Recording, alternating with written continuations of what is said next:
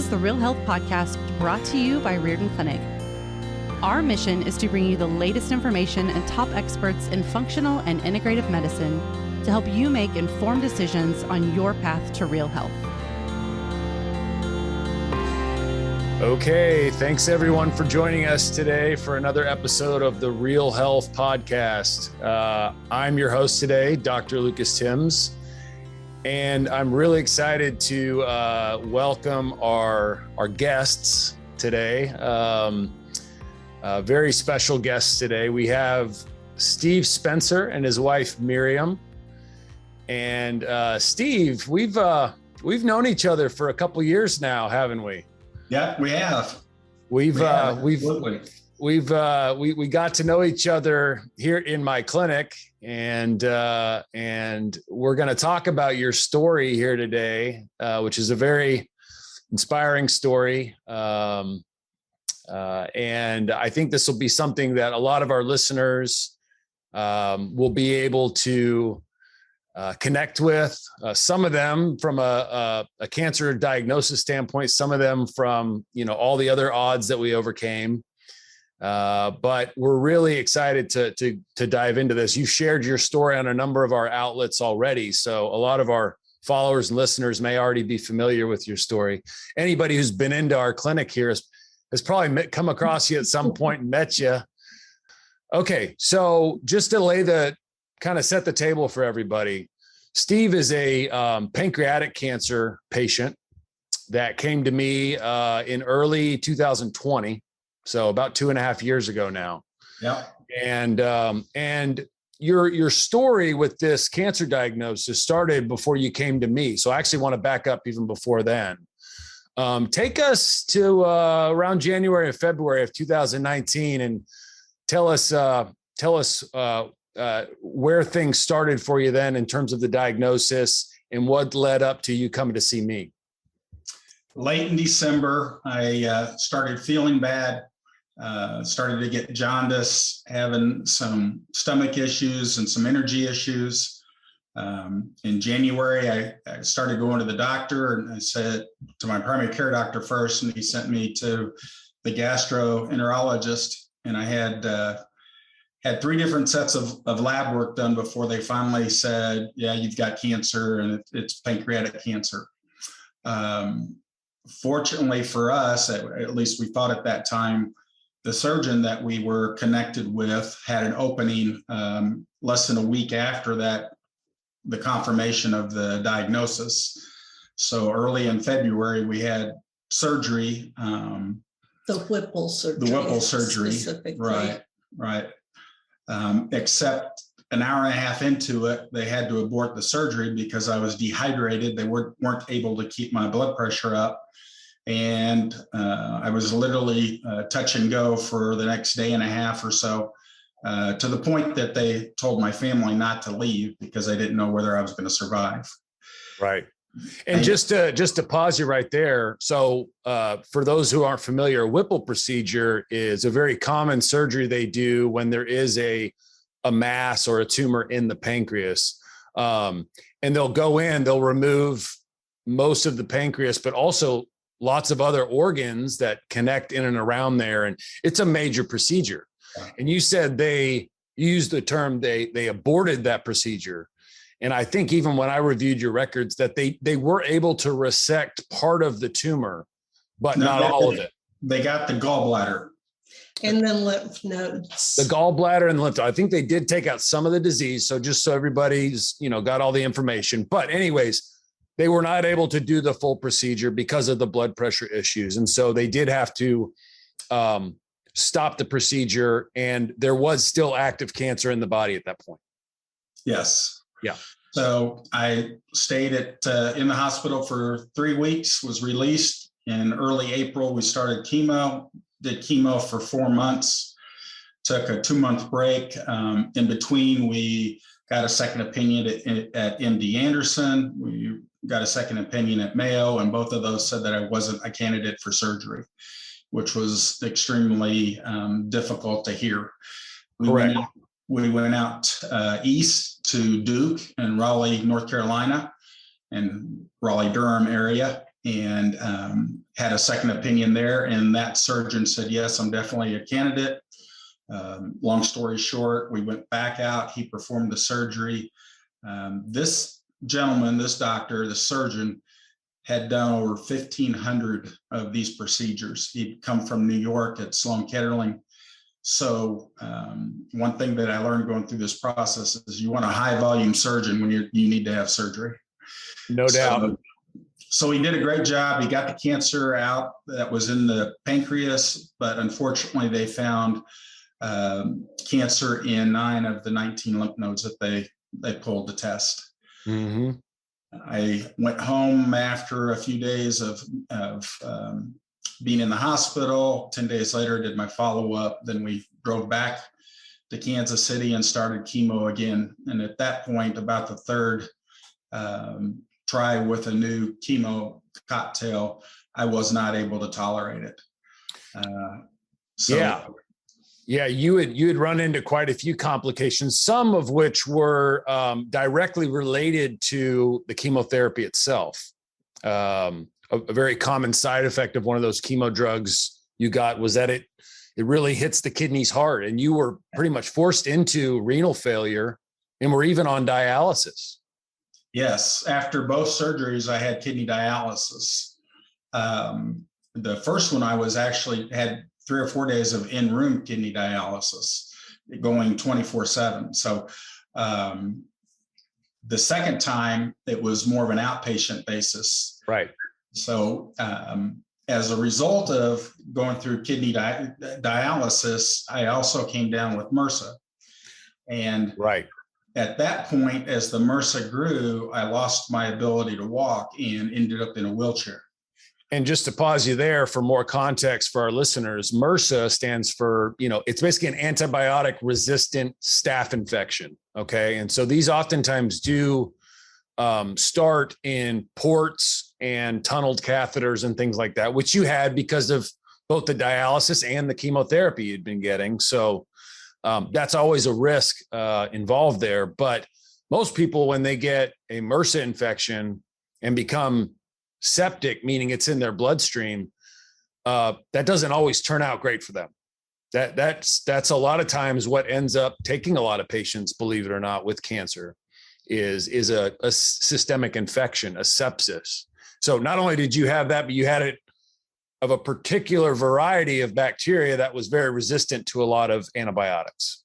And it had decided to settle into your spine, which left you essentially paralyzed below the waist, right? Correct. Okay. Correct. So a lot of things working against you at this point.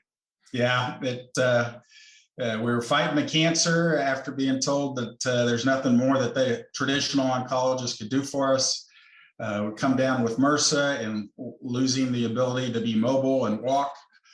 And then we found you. Yeah. So we'll get to that in a second, but take me through your mindset of when all of that stuff came crashing down on you. Chemo didn't work. You've got advanced stage pancreatic cancer, the MRSA infection, can't really get out of a chair, out of bed. Like, where's your mindset at that part? Can you go back to that and kind of remember where you were? It was a difficult time. Honestly, you've been struggling, like anybody else, you don't want to be a burden on your family. Right. You've worked all your life to accumulate a financial nest egg. You don't want to blow it all on a few months of your illness. All those kind of things pass through your mind. But in addition to that, I've got 4 kids, 3 of which are married. I've got 6 grandkids. We also have the 4th one engaged now at this point, and 2 more grandkids on the way.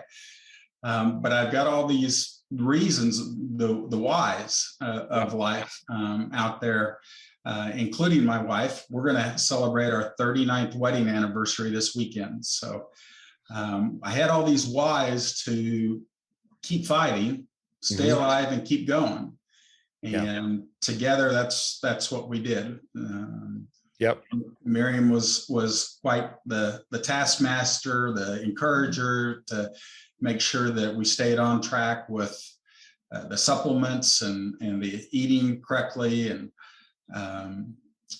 consuming the water that we needed and all the right protein and that sort of thing. Yeah. She was cracking the whip on you is what you're saying. Absolutely. So yeah. And no, I love that in terms of the way you put it, as far as, you, even though everything was working against you, you still had that why, and you had those, those things you were looking forward to in terms of kids getting married and grandkids and celebrating anniversaries. And so I think that's an important piece of the journey, is to always remember that you have to have a why in these types of situations. And so, Miriam, this is where I want to bring you in, because I kind of feel like that first meeting when you guys came in, I kind of felt like you were dragging Steve in to see me. Was that true? Yes. He was, this is the way life has gone with our partnership. Mm-hmm. So I had done a lot of research. I had gathered the information. He came along for the ride, and we walked into your office, and you were very honest with us about what you could and couldn't do. Right. But we felt like forming this relationship and following your guidelines was going to benefit Steve in his whatever life he had left. But it was also going to change our family practices and spread through the generations. One thing I want to add is COVID was very active in all this also. And so being able to physically be with those whys, our children, our grandchildren, was not possible at various time periods. And so that was another challenge for us, is to keep that communication open with our kids and our grandkids as we went through and walked this journey. Yeah, it's amazing to think back, and with all the other things working against us, oh, by the way, a pandemic was just getting started. So yeah, even now when I reflect on it, we had a lot of challenges to overcome. And so I think when, I can recall that first meeting that we had, and like you said, I think, we just kind of had a frank discussion, and I was like, well, you got a lot of things working against you. I'm not sure how much I can help you, but we're willing to try. Let's take it one day at a time. Let's just start somewhere and see how far we can get. And like you said, there was always that greater idea of what can we learn from this? Even if we're in too bad of a situation where, we can't make headway with Steve, how can the whole family learn from all this? Right. So we always had that as kind of like a parallel thing we were thinking about too. But obviously the story doesn't end there. This was, again, I remind people, 2.5 years ago. And when you look at population statistics for advanced stage pancreatic cancer, the 5-year survival is somewhere in that 1% to 2% range. So we're not talking about, a very common thing. Even 2.5 years later, you don't see a lot of people, especially going down the road that we went, which did not really involve any traditional treatments. Because again, to remind our listeners, you had tried that and that didn't work, and your body couldn't handle that stuff. Yep. So you came to us, and, we do our normal sort of initial approach where we take some testing, do some lab work, try to figure out in each person what's going on in the terrain of their body, or the soil of their body. We like to use those terms a lot, because we look at cancer as basically a sign or a signal that there's something deeper going on in the body, right? It actually is trying to tell us there's a problem. And so we want to ultimately get to that root issue. So for you, through that testing, we identified a number of things that we needed to get to work on. Obviously, we had this infection working against us, but there was a lot of high inflammation markers. And so we used a lot of our tools that we use with a lot of our cancer patients, like IV vitamin C, mistletoe, ozone therapy. And I would say that it was probably a good 4 to 6 months before we saw significant improvement. Would you agree with that? Yep. And one of the initial signs of improvement was that maybe not directly related to the cancer, but that you started to get some feeling back in your lower limbs, right? Correct. Yeah. During that time frame, we had a social worker that was coming into the house. Again, I was wheelchair bound, and so we had some help. We actually had hospice services coming into the house. So, but one of the social workers that came in to help bathe me noticed that every time she would get to my feet would jump. So we started feeling having some feeling in the feet, and her recommendation was, let's get him off of hospice, go get a second opinion, which we did. And we're thankful we did. And I've called that social worker a couple different times just to thank her and send her videos as we've progressed from the wheelchair to the walker to walking with a couple canes to now without any need for assistance to walk. Yeah, I think that highlights the fact that, you know, this journey and your success has really been it's been from a team. Correct. You know, we've had a whole team and cast of characters that have helped us along the way. And, you know, you and I, obviously, our relationship started, you know, 2.5 years ago, roughly, but we've had several other people that have been part of the process of you healing. Correct. Social workers, physical therapists, infectious disease doctors, you know, spinal cord doctor, spinal cord doctors. Yeah. Occupational therapists and physical therapists, both of those have helped me get better and progress along the way. Yeah.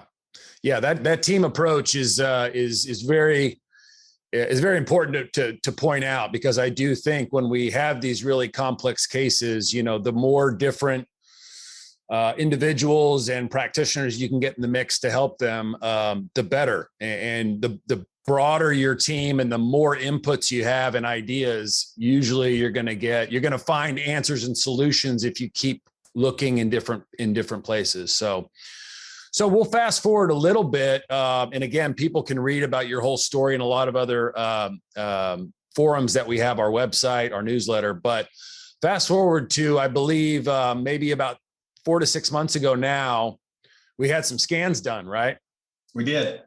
And why don't you share with our audience what the scans showed? Well, we had a CT scan done, and we hadn't had that done for a couple of years. Mm-hmm. You had wanted that done, and my primary care physician said, "Well, let's make sure we don't mess up your disposition," because I was pretty optimistic, pretty positive. But we had that done, and the scan showed no sign of cancer. No sign of cancer in the pancreas area, nothing in the lymph nodes, nothing in my hip bones. Or the liver, or any of the bones, all those other areas that there had been issues with. So a clean bill of health, so to speak. Yeah, it was pretty exciting. Yeah, that was an exciting day. And I can remember the day when we had you there in clinic that day and going through that. That was, even though we knew, because we had seen your whole progress. I mean, we knew that you were doing well, and we had been tracking labs and other things that told us that we were moving in that direction. But there's something about seeing those images on the scan and kind of being that seal of, you know, that yes, we are clear, we are all clear, and there's no evidence of disease. And essentially a miracle has happened here. Yeah. It was a good confirmation, like you said, of the work that we've done and the lab results that we've gotten back from a quarter to quarter basis. So like I said, it was just a really good confirmation that the journey that we've been on together has worked. So far, so good. Right. Yeah, absolutely. But obviously, we're still working on stuff, and I think it's important for people to know that we still do some maintenance type treatments with you, even though we've gotten to that point of no evidence of disease. Right. Yeah. So it's an ongoing journey, correct. And once we have things where we need them, then there oftentimes is some work required to keep them there. And so you've made a lot of adjustments with your diet, lifestyle, exercise, mental, emotional health. Of course, we still do some periodic IV treatments and things like that to help with the immune function and keep inflammation levels down. But maybe if you can just wrap us up here by, what's the main message that you want people to feel from hearing your story? I feel like I'm still here. God's kept me here to provide hope for others. And anybody that's watching this podcast, I hope that you will find that there's hope, even though traditional medicine may not feel like you're a candidate for that hope, for that help, that a holistic approach can be very helpful for you. And there's many other tools outside of that traditional toolbox for doctors like Dr. Timms here to use to help you, regardless of what kind of cancer you have, to try to get better. And hopefully you all will have the hope that I had. And we just have kept things positive. I told Miriam all along, I said, why can't I be part of that? And I called it the 6 or 7%. And you reminded me that it was a lot lower than that, but why can't I be that lower number? Yeah. And all along, we've just tried to reach out to others as we've heard of their diagnosis and be encouragers to them and share some of the things that we've learned to do and not to do over the last few years since the diagnosis. So, yeah, that's a beautiful message. I love talking about, hope. I tell people all the time that hope can be, one of the best drugs for people in terms of its ability to, incite healing. And, I know you guys have always put a lot of work into the faith side of things as well, and stay very strong there. You've helped so many people. I know you've become somewhat of a greeter in our clinic, helping people get comfortable when they're first new here. And so we appreciate that so much. And just thank you for being a beacon of hope for so many people, for us as well, even for myself. You've taught me that sometimes the impossible is possible, and that miracles can happen, and to always have hope. So we want all of our listeners, anybody who listens to this podcast or comes across your story, to feel that as well. Steve, Miriam, thank you guys so much for everything, but thank you for being with me today. And we'll talk to you again soon, okay? Absolutely. Thank you. Thank you. Thank you for listening to the Real Health Podcast. If you enjoyed this episode, be sure to subscribe and leave us a review. You can also find all of the episodes and show notes over at realhealthpodcast.org. Also, be sure to visit riordanclinic.org, where you will find hundreds of videos and articles to help you create your own version of real health.